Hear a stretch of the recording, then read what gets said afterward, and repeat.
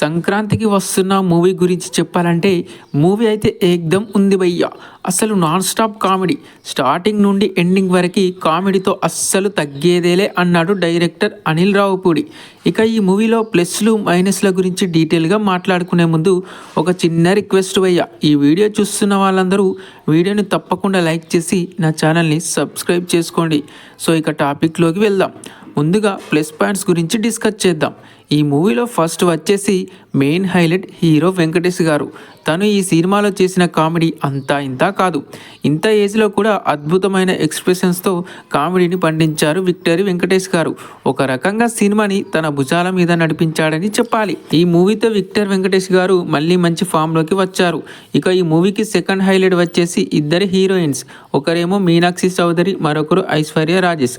ఇద్దరికిద్దరు చాలా బాగా పర్ఫార్మెన్స్ ఇచ్చారు. హీరో వెంకటేష్, మీనాక్షి, ఐశ్వర్య రాజేష్ల మధ్య వచ్చే సీన్స్ అయితే మూవీకే హైలైట్గా నిలిచాయి భయ్య. అంతేకాదు ఇందులో ఒక బుడ్డోడు ఉంటాడు.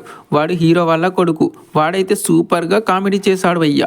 ఇందులో ప్రతి ఒక్కరి పర్ఫార్మెన్స్ వాళ్ళ పరిధి మేరకు కామెడీని పండించారు. ఇక ఈ మూవీకి మెయిన్ హైలైట్ అంటే డైరెక్టర్ అనిల్ రావుపూడి.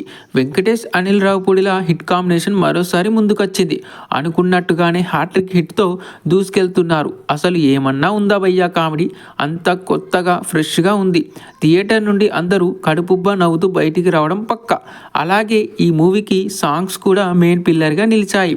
ఇక ఈ సినిమాకి మైనస్ల గురించి చెప్పాలంటే అంతగా మైనస్ అయితే ఏమీ లేదు భయ్య. అక్కడక్కడ కొంచెం ఓవర్గా అనిపిస్తుంది. కథ అనేది ముందుగానే తెలిసిపోతుంది. ఒక పాయింట్ మీదే మూవీ స్టార్ట్ అవుతుంది. అంత పెద్దగా ట్విస్ట్లు అనేవి ఏమీ ఉండవు. కానీ తీసుకున్నది చిన్న పాయింట్ అయినా సరే దాన్ని నడిపించిన విధానం అద్భుతంగా ఉంది. సో ఇది గైస్ టోటల్గా మూవీ అయితే అదిరిపోయింది భయ్య. నేనైతే మూవీ చూసి చాలా నవ్వుకున్నాను. మరి మీకు ఈ మూవీ ఎలా అనిపించిందో కామెంట్లో చెప్పండి భయ్య.